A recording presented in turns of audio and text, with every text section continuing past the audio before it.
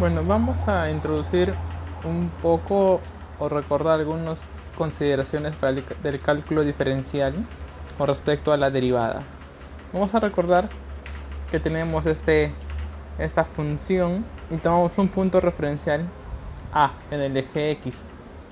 Entonces podemos tomar un punto B y formar una recta secante, el cual su pendiente estará dado de esta manera. Ahora, la derivada nace por la intuición de qué pasa si yo de este punto B lo voy acercando mucho más cerca al punto A, de tal manera que pueda formar una recta tangente. Entonces, con esta noción, con esta idea, entramos a la definición de derivada, que es la pendiente de una recta tangente, pero también tiene una parte aplicativa que es la razón de cambio de una función con respecto a una variable independiente. Hay que recordar que esta pendiente de esta recta tangente está dada por la fórmula anterior de la pendiente, pero con el límite cuando B se acerca a A. Y siempre y cuando el límite exista, va a existir esta pendiente. Hay que recordar la fórmula práctica para derivar una función polinómica. Tenemos un c, que es una constante, por x a la n. Su derivada es el c que multiplica el exponente original baja a multiplicar, que es el n, por el x, que queda n menos 1. Este valor de n es real. Quiere decir que no importa si es un número entero o una fracción o un decimal, siempre se le resta 1. Esta primera notación significa la noción matemática de la derivada, que es la más conocida. Pero para las aplicaciones usamos la segunda notación, que es la derivada de f con respecto a x. Hay que recordar que esta va a ser la definición de la derivada por el límite, ¿no? Para la razón de cambio, ¿no? Ya hemos visto la derivada de una función polinómica y ahora recordaremos 4 funciones especiales, que es la función e a la x, su derivada es la misma. Logaritmo natural de x, su derivada es 1 sobre x. Y la derivada del seno es el coseno. Y la derivada del coseno es el menos seno. Estas son 4 funciones especiales en un nivel básico, ¿no? Ya hemos visto cómo es la regla práctica y lo que significa la derivada. Ahora vamos a introducir un poco a lo que son las integrales, que es el tema central. Una integral es conocida como la antiderivada y tiene una aplicación que es para calcular áreas. Primero vamos a enfocarnos en el cálculo de áreas y luego veremos la antiderivada.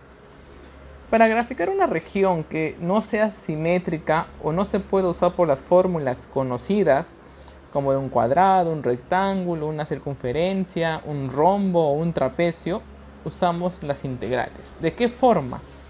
La idea básica y esencial es tratar de aproximar con fórmulas que conocemos, que en este caso es el rectángulo, que es base por altura. La base está dada por el eje X y la altura está por la función evaluada. Entonces, el área es la sumatoria de todas las alturas por la base que consideremos. Para una forma simétrica, vamos a considerar que la base es la misma para todos los rectángulos. Ahora, para aproximar mucho mejor el área, vamos a centrarnos que debe haber la mayor cantidad de rectángulos. De esta forma no dejaremos estos espacios sobrantes en la región que deseo hallar su área. Entonces, la cantidad de rectángulos se va a calcular con respecto a esta base, que es el punto final menos el punto inicial sobre la cantidad de rectángulos que yo deseo. Ahora, yo deseo una gran cantidad de rectángulos, o sea, n tiende al infinito. Entonces, esta base tiende a 0. Entonces, esta S que mide mi área es el límite cuando n tiende al infinito de esta sumatoria. Entonces, yo puedo calcular esta sumatoria, obtendré el área que deseo. Pero también podría usar mediante la integral de a a b de la función f. Ahora nos centraremos en su regla práctica, igual que en la derivada de una función polinomial c por x a la x elevado a la n. Su integral es algo similar, c que multiplica x n más 1, todo sobre Sn más 1. Hay que recordar que la derivada y la antiderivada son reglas similares, donde en la derivada era primero el exponente bajaba a multiplicar y luego le restaba 1. En la integral es ligeramente al revés. Primero le sumo 1 y luego lo paso a dividir, ¿no? Para recordar una forma práctica de cómo derivar y cómo integrar funciones polinómicas. Del mismo modo, vamos a recordar las 4 funciones especiales. La integral de e a la x es e a la x. 1 sobre x, su integral es el logaritmo natural de x. Integral del seno es el menos coseno y la integral del coseno es el más seno.